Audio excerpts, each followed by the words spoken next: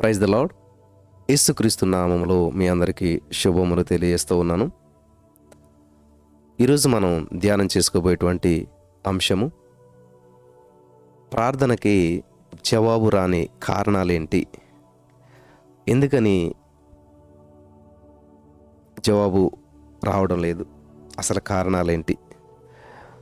చాలామంది అడిగే ప్రశ్న, చాలామందికి వచ్చే డౌటు, ఎందుకని బ్రదర్ మేము ఎంత ప్రార్థన చేసినా జవాబు రావట్లేదు, ఎంతో కాలంగా ప్రార్థన చేస్తున్నాం అప్పు నుంచి బయటపడతలేదు, ఎంతో కాలంగా ప్రార్థన చేస్తున్నాం ఈ బంధకాల నుంచి బయటపడతలేదు అని చాలామంది అడుగుతూ ఉన్నారు కదా. సరే, బైబిల్లో నుంచే వాక్యానుసారంగా మనం ఈ యొక్క సమాధానాన్ని వెతుక్కుందాం. బైబిల్లో నుంచి అసలు చాలా కారణాలు ఉంటాయి. మనం ఈరోజు కొన్ని కారణాలని తెలుసుకుని ప్రభునామాన్ని మహిమపరుద్దాం. దేవునికి స్తోత్రం కలుగును గాక.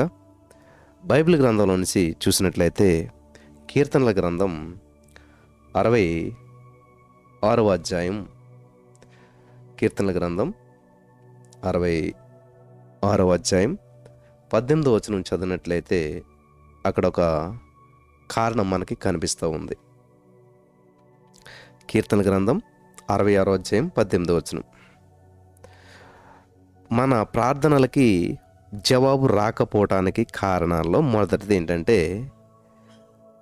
చదువుదామా?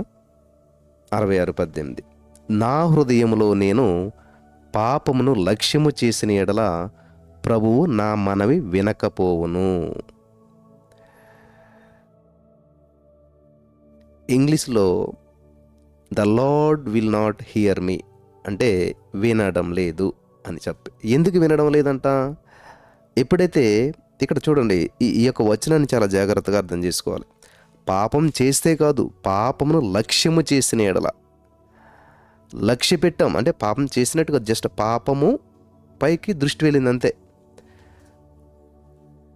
ప్రార్థన ఆలకించబట్టలేదు. అంటే మన దోషాలు లేకపోతే మన పాపము, మన అతిక్రమాలు ఏవైతే ఉన్నావో అవి దేవునికి మనకి అడ్డుగా వచ్చేస్తాయి. చూడండి, ఎయిర్పోర్ట్లో మీరు ఎప్పుడన్నా ఎవరన్నా సాగనంపటకి వెళ్ళినప్పుడు, మనవారు ఎయిర్పోర్ట్ లోపలికి వెళ్ళాక మనం దగ్గరకంటే వెళ్తాం చూడటానికి, కానీ వాళ్ళకి మనకి మధ్యలో అద్దం ఉంటుంది. దగ్గరున్నట్టే ఉంటాం, వాళ్ళు ఏం మాట్లాడతారో మనకు అర్థమవుతుంది, మనం ఏం మాట్లాడుతాం వాళ్ళకి అర్థమవుతుంది. ఎందుకంటే మధ్యలో మిర్రర్ ఉంది, కానీ కనిపించదు అది మిర్రరు. ఒకరినొకరు చూసుకుంటా అంతా బాగానే ఉంటుంది, కానీ మాటలు పడవు. అలాగా ఆ వ్యక్తుల మధ్య వచ్చినటువంటి ఆ యొక్క మిర్రర్ అద్దం ఏదైతే అడ్డుగా ఉందో దానివల్ల వాళ్ళు మాట్లాడలేరు అన్నమాట. జాగ్రత్తగా గమనించాలి. సో ఇక్కడ ఈరోజు నన్ను ప్రియులరా, దేవుడు మన మనవి వినకుండా చేసేటువంటిది ఏంటంటే మన యొక్క పాపాన్ని లక్ష్య పెడతాం అన్నమాట. జాగ్రత్తగా గమనించాలి. Very powerful. ఎప్పుడైతే మనం లక్ష్య పెట్టామో ఆ యొక్క పాపము గోడగా, అడ్డుగా, దేవునికి మనకి ఆటంకంగా నిలబడిపోయి దేవునికి మన ప్రార్థన వినపడకుండా చేస్తుంది. అందుకనే మన ప్రార్థనకు జవాబు రాకపోవటానికి మొట్టమొదటి కారణం ఏంటంటే పాపం లక్ష్యం చేయటం. నా హృదయంలో నేను పాపం లక్ష్యం చేసిన యెడల ప్రభువు నా మనవి వినకపోవును. నెక్స్ట్ రెండో కారణం మనం చూసినట్లయితే సామెతల గ్రంథం 21వ అధ్యాయం 13వ వచనం మనం చదివినట్లయితే, సామెతల గ్రంథం 21వ అధ్యాయం 13వ వచనం చదివినట్లయితే, దరిద్రుల మొర వెనక చెవి మూసుకునేవాడు తాను మొర్ర పెట్టినప్పుడు అంగీకరింపబడడు. అంటే మన భాషలో చెప్పాలంటే ఇక్కడ కనికరము లేకపోవడం. మళ్ళీ ఇప్పుడు ఈ మాటను తీసుకుని చాలామంది అప్పు అడుగుతున్నారు, బ్రదర్ కనికరపడి అప్పు ఇచ్చేసేలా, చాలామంది సహాయం అడుగుతున్నారు, మరి కనికరపడి అందరికి ఇచ్చేసేలా. అదే పాముల వలె వివేకము, పావురముల వలె నిష్కపటం కలిగి ఉండాలన్నమాట. నువ్వు ఏ పని చేయాలో ముందు దేవుడిని అడిగి చేసినప్పుడు దేవుడు నీకు సహాయం చేస్తాడు, దేవుడు నీకు ఆలోచన ఇస్తాడు. చాలామంది ఒక వాక్యాన్ని పట్టుకొని కనికరం చూపించమన్నాడు కదా, మరి చాలామంది దరిద్రంలో ఉన్నారు, చాలామంది ఇబ్బందుల్లో ఉన్నారు అని చెప్పి అడిగిన వాళ్ళకల్లా అప్పు ఇచ్చుకుంటా పోతేనో, అడిగిన వాళ్ళకల్లా డబ్బులు ఇచ్చుకుంటా పోయావు అనుకోండి, కడకి వాళ్ళ పక్కన కూడా నువ్వు కూర్చొని అడుగు తినవలసిన పరిస్థితి ఏర్పడుతుంది కొన్ని రోజులకి. చాలామంది జీవితాలు అలాగైపోతున్నాయి. అడిగిన వాళ్ళకల్లా అప్పించుకుంటూ పోయావంటే అదే పరిస్థితి మనకు వస్తుంది అనమాట. కాబట్టి జ్ఞానం కలిగి ఉండాలి. ఎవరికి ఇవ్వాలి, ఎవరికి ఇవ్వకూడదు. పరిశుద్ధాత్మ దేవుని అడిగామనుకోండి, వెళ్ళి ప్రార్థించి, ప్రభా ఇదిగీ డబ్బులు ఇస్తున్నాం, మరి ఇవ్వాలా వద్దా, చెయ్యాలా వద్దా అని నాకు జరిగిన సంఘటన మీకు చెప్తాను, మీకు ఐడియా వస్తుంది. ఒకసారి నాకు ఎవరో ఫోన్ చేశారు. ఫోన్ చేసి డబ్బులు అడిగారు అన్నమాట. ఎలా అడిగారంటే, బ్రదర్ మాకు చిన్న బిడ్డ ఉన్నాడు, ఆ చిన్న బిడ్డకి కనీసం పాలు కూడా మేము పట్టించలేని పరిస్థితిలో మేమున్నాం, చాలా ఇబ్బందికరమైన పరిస్థితుల్లో మేమున్నాం, ఆర్థికపరమైన ప్రతికూల పరిస్థితుల్లో మేమున్నాం, కొంచెం మాకు కనీసం పాల కన్నా ఒక 200-300 ఫోన్పే చేయండి అని అన్నారు. సో నిజంగా మనకు చిన్నపిల్లడికి పాలు లేవంటే మనసు ఎలాగనిపిస్తుంది కదా, ఎట్లా వెంటనే సాయం చేయాలని అనిపిస్తుంది కదా. నాకు కూడా మనసు గమని సాయం చేసేద్దాం అనేటువంటి ఆలోచన వచ్చేసింది. కానీ సరే ఆగి కొంచెం దేవుని యొక్క సంకల్పం ఏంటి, దేవుని యొక్క ఉద్దేశం ఏంటి కొంచెం కనిపెట్టి ప్రార్థించి దేవుని సన్నిధిలో మనం ముందుకెళ్దాం, వెంటనే కాకుండా కొంచెం ఆలోచించేద్దాం అని చెప్పి నేను చేయలేదు. ప్రార్థించుకుంటా దేవుని సన్నిధిలో కనిపెడతా ఉంటుంటే దేవుడు అదే వివేకము అనేటువంటిది ఉంటుంది. మనకు వివేకం ఇస్తాడు దేవుడు, ఆలోచన ఇస్తాడు, జ్ఞానం ఇస్తాడు. పాముల వలె వివేకము, పాముల వలె నిష్కపటంగా ఉండాలి. నిష్కపటంగా నేను ముందు రెస్పాండ్ అయిపోయి వేసేద్దారనుకున్నాను. గతంలో అలా చాలామందికి వేసేసాను. కానీ అప్పుడు ఏం చేశానంటే ఆలోచన చేయటం మొదలుపెట్టాను అనమాట. ఎసయా మరి ఏంటిది, ఎలా చేయలేంటి అని ఆలోచన చేసినప్పుడు దేవుడు ఏం చేశాడంటే ఆలోచన ఇచ్చాడు. అసలు ఎవరో వాళ్ళ మనకు తెలియదు, ఎక్కడి నుంచి తెలియదు. కానీ ఇలాగ చిన్న పిల్లవాడికి పాలు లేవని చెప్పారు. సరే పోతే 200 వేసేస్తే ఏమవుతుంది అని మనం అనుకోవచ్చు. కానీ ఎప్పుడైతే నేను ఆలోచన చేయటం మొదలుపెట్టానో వాళ్ళ ఎక్కడున్నారో తెలియదు, ఎలా ఉన్నారో తెలియదు. కానీ నాకు ఎలాగ ఇన్ఫర్మేషన్ వచ్చింది, ఫోన్ ద్వారా వచ్చింది. ఆ ఫోన్లో దేని ద్వారా పంపించారు, వాట్సాప్ ద్వారా. అంటే ఒక చిన్న పిల్లవాడికి పాలు లేనటువంటి పరిస్థితిలో ఉన్నప్పుడు మరి వాళ్ళు కనీసం 10,000 రూపాయల సెల్ ఫోన్ ఎలా మెయింటైన్ చేస్తారు? వాళ్ళలో వాట్సాప్ పనిచేయాలి, ఇంటర్నెట్ పనిచేయాలంటే మరి ఇంటర్నెట్ బ్యాలెన్స్ కనీసం 300-500 ఈజీగా ఉంటుంది. అంటే ఒక 10,000 రూపాయల సెల్లో దగ్గరగా 200-300 ఇంటర్నెట్ బ్యాలెన్స్ ఇంత మెయింటైన్ చేసి నాకు వాళ్ళు చెప్తూ ఉన్నారు. నిజంగా ఇప్పుడు మన ఇంట్లో ఎవరికైనా సమస్య వచ్చిందనుకోండి, ఎవరికైనా ఇబ్బంది వచ్చిందనుకోండి, లేకపోతే ఏదైనా బాధ వచ్చిందనుకోండి, ఏం చేస్తాం, అనారోగ్య పరిస్థితి, ఇల్లు కూడా అమ్మేసుకుంటారు చాలామంది. ఒంటి మీద ఉన్న బంగారం అన్నీ అమ్మేసుకుని బాగు చేయించుకుంటారు. అలాగే చిన్నపిల్లోడికి పాలు కావాల్సి వచ్చినప్పుడు నిజంగా సెల్ ఫోన్ చేతిలో పెట్టుకుని తిరుగుతారు ఎవరన్నాను. అవసరమైతే ఆ పిల్లోడు ఆకలి తీర్చడం కోసం ఫోన్ కూడా అమ్మేస్తారు. అరే నిజమే కదా అని నాకు అప్పుడు దేవుడు ఆలోచన తట్టిలా చేశాడనమాట. చేసి సరే ప్రేయర్ చేద్దాంలేండి, దేవుడు ఖచ్చితంగా సహాయం చేస్తాడు అని అంటే మీరు నమ్మరు ప్రియులారా, 1 రోజులు అడిగారు నన్ను. అంటే 1 రోజులు పిల్లోడు పాలు లేకుండా ఉంటాడా? 1 రోజులు. దేవునికి స్తోత్రం. నేను అక్కడ ₹1 కూడా నష్టపోలేదు. సో ఈ విధంగా మనం ఎప్పుడైతే కనిపెడతామో, కనికరం చూపించమన్నారని చెప్పి ప్రతి వారి మీద కనికరం చూపించుకుంటా నువ్వు వెళ్ళిపోయి ఇచ్చేసావనుకో లాసిపోతావు, నష్టపోతావు. కానీ నీ మనసుకి అది మేలు చేసావు అనిపిస్తుందేమో. జ్ఞానయుతంగా ఆలోచించలేనప్పుడు ఏమవుతుందంటే ఇట్లాంటి నష్టాలు ఖచ్చితంగా ఎదుర్కోవాల్సి వస్తుంది అనమాట. అప్పుడు దేవుని నేను అడిగినప్పుడు ఈ విధంగా గైడెన్స్ ఇచ్చి జ్ఞానం ఇచ్చి నడిపించినప్పుడు ₹1 కూడా వాళ్ళకి ఇవ్వలేదు. చూశారు, సైలెంట్ అయిపోయారు, మానేశారు. నిజంగా అది అవసరం అనుకోండి ప్రియులరా. ఏ లేక ఆకలేస్తుంది, ఆహారం ఏమని చెప్పి అడిగాడా దేవుడిని? కాకి ప్రార్థన చేశాడా? ప్రభా కాకిని పంపని అడిగాడా? కాకి వైపు చూశాడా? చెట్టు వైపు చూసి ఏమీ లేదు. అసలు దేవుడు మీద ఆధారపడ్డ వాళ్ళకి ఆటోమేటిక్గా కృపాక్షేమలు వెంటపడతాయి. సారేపతి విధవరాల దగ్గరికి దేవుడు చెప్తే వెళ్ళమన్నాడు, దేవుడు వెళ్ళమంటే వెళ్ళాడు ఆయన. అలాగా ఈరోజున మన జీవితాల్లో ఏది జరగాలన్నా దేవునికి సమయం ఇచ్చి చూడండి, మీకు ఏ ఆలోచన కావాలని నేర్పిస్తాడు. ఎవరికో ఫోన్ చేసి మరి దేవుని చిత్తమా కాదని అడగటం కాదు. నువ్వు మోకరించు, ప్రార్థన చేయి. నీ మనసులో దేవుడు ఒక పీసు, నెమ్మది ఇస్తాడు, ఆలోచన ఇస్తాడు. అది ఎలాగ ఆలోచించాలో తెలియజేస్తాడు. ఆమేన్. హల్లెలూయా. సో, మన ప్రార్థనకి జవాబు రాని కారణాలేంటంటే ప్రియులారా, నెంబర్ 1 పాపం లక్ష్యం చేయటం. నెంబర్ 2 కనికరము లేకపోవటం. నెంబర్ 3 సామెతల గ్రంథం 28వ అధ్యాయం 9వ వచనం చదివినట్లయితే, ధర్మశాస్త్రం వినబడకుండా చెవిని తొలగించుకుని, విన్నారా? ధర్మశాస్త్రం వినబడకుండా చెవిని తొలగించుకుని వాని ప్రార్థన హేయము. చాలా అద్భుతమైన మాట కదా. ధర్మశాస్త్రమునకు అవిధేయత, అంతే కదా. మాట వినకపోవడం అంటారు, అవిధేయత అంటారు. నెంబర్ 1 ప్రార్థనకు జవాబు రాని కారణాలు. నెంబర్ 1 పాపం లక్ష్యం చేయటం. రెండోదేమో కనికరం లేకపోవడం. మూడోదేమో ధర్మశాస్త్రానికి అవిధేయత చూపించడం. విధేయత లేదు, విధేయతకి అంద అవిధేయత. మాట వినకపోవటం అవిధేయత. ధర్మశాస్త్రం అనగా దేవుని యొక్క వాక్యము. దేవుని వాక్యం వినకపోవడం. విన్నట్టుగానే ప్రవర్తిస్తారు చాలామంది. సొంత నిర్ణయాలు తీసుకుంటారు. అసలు వాక్యానుసారంగా ఉండదు, వాక్యాన్ని చదవరు, బైబిల్ చదివిపోయినా పని చేయరు. బైబిల్ చదివితే దేవుడు ఏదో విధంగా నీకు సహాయం చేద్దారని చూస్తాడు, బైబిల్ ద్వారా నీతో మాట్లాడాలని చూస్తాడు, వాక్యం ద్వారా నీతో ఇదేముండదు. బైబిల్ లేదు, ప్రార్థన ఏమీ లేదు. ఎవరికో పాస్టర్ గారికి ప్రార్థన చేసేసి ఫోన్ చేసేసి, ప్రభు పాస్టర్ గారు మరి చేస్తున్నాను, దేవుని చిత్తమా కాదా అంటే నీకు దేవునితో గడిపే అవకాశం రానివ్వట్లేదు, దేవుని సందులో కనిపెడతలేదు.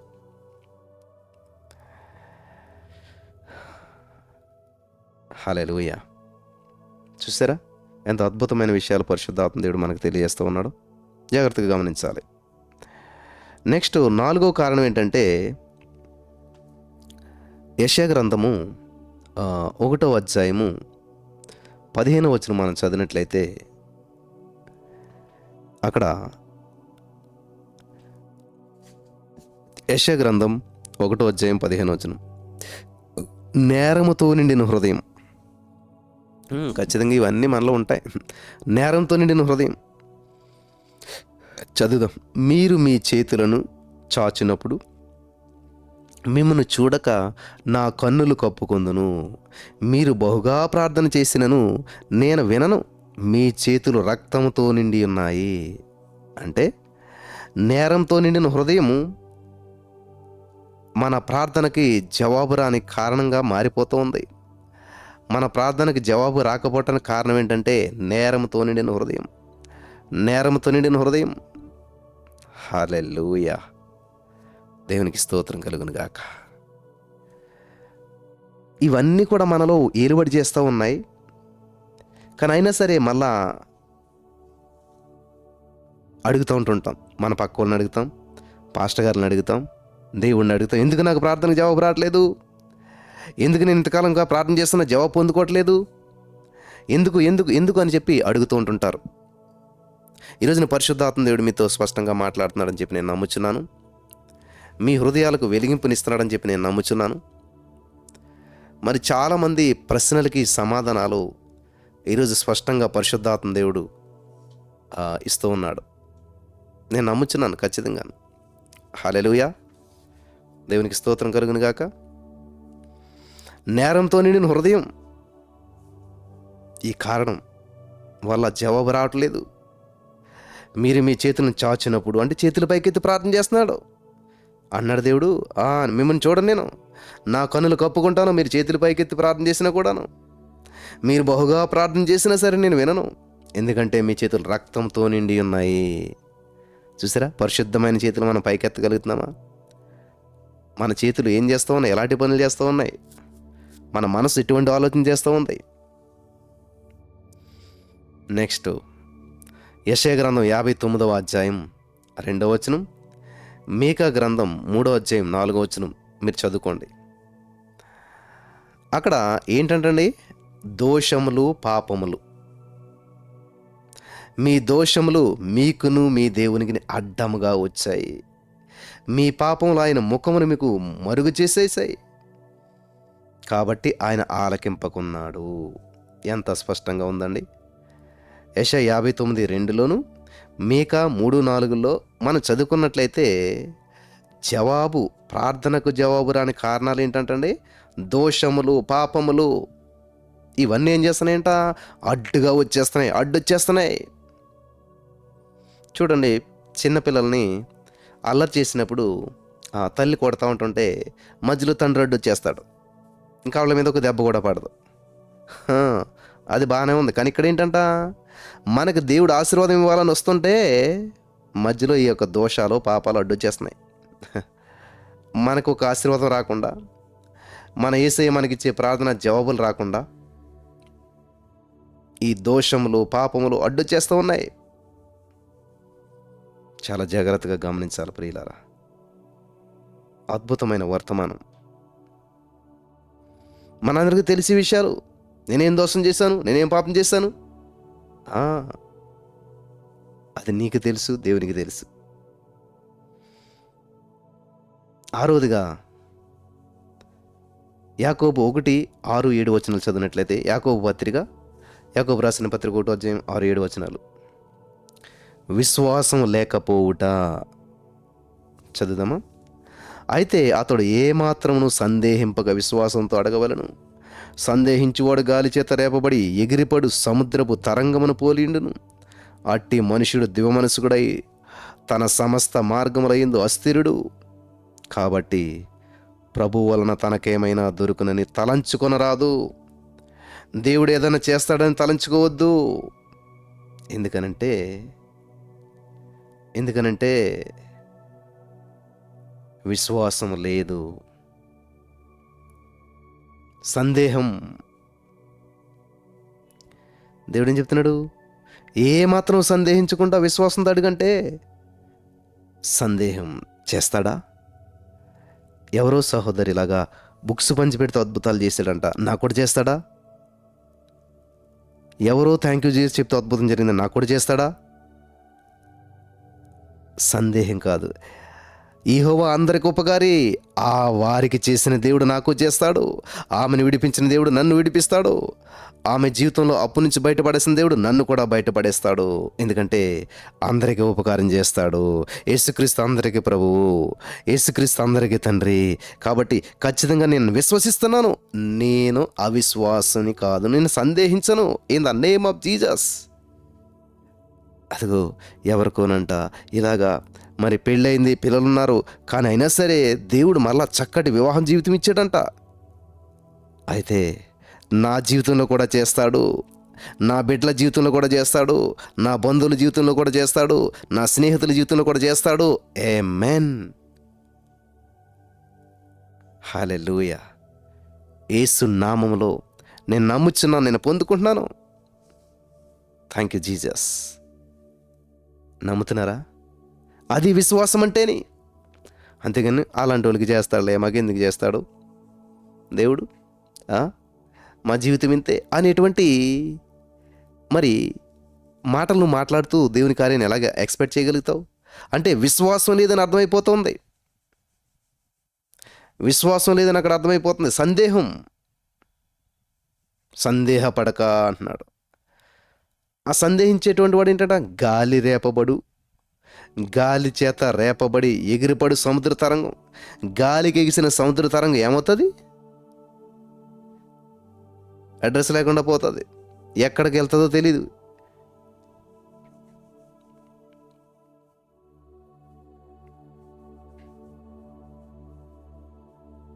రెండు మనసులు, ద్విమనస్కులు, అస్థిరత్వం. కాబట్టి అటువంటి వారు ఏమైనా దొరుకుతుందా? ప్రార్థనకి ఏమైనా దేవుడు జవాబిస్తాడా అని ఆశించొద్దంట.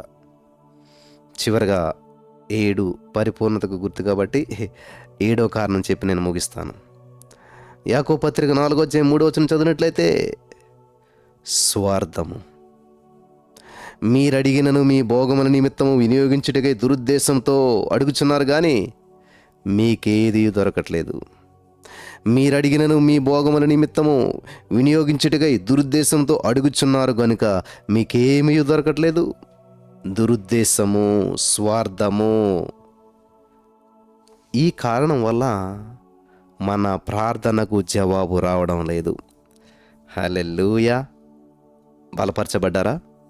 ఈరోజు మీ మీ యొక్క జీవితంలో ఈ యొక్క కార్యాలు ఖచ్చితమైనటువంటి మరి జవాబులు తెచ్చిపెట్టే నేను నమ్ముచున్నాను.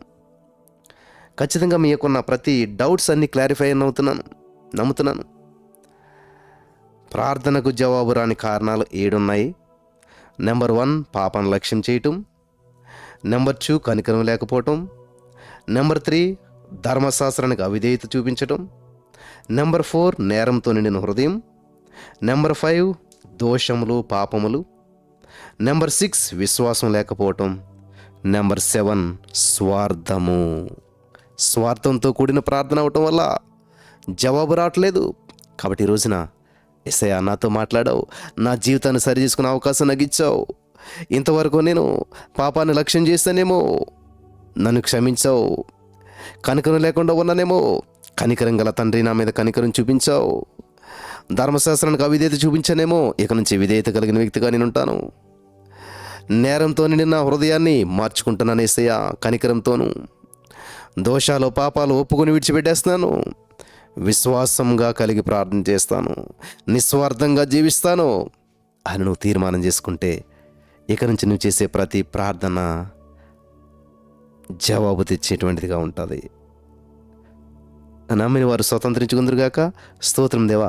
ఈ యొక్క వాక్యపు వెలుగులో ఉన్న ప్రతి సత్యము గ్రహించి అనుసరించి వారి ప్రార్థనకు జవాబు పొందుకునే కృప చూపించండి. Thank you lord. ఈ వర్తమానం అనేక వందల వేల లక్షల మంది జీవితాన్ని ప్రభావితం చేసేలాగా ఈ యొక్క వాక్యాన్ని అభిషేకించినందుకు వందనం చెల్లిస్తూ ప్రార్థించినామే పొందుకున్న తండ్రి. ఆమేన్.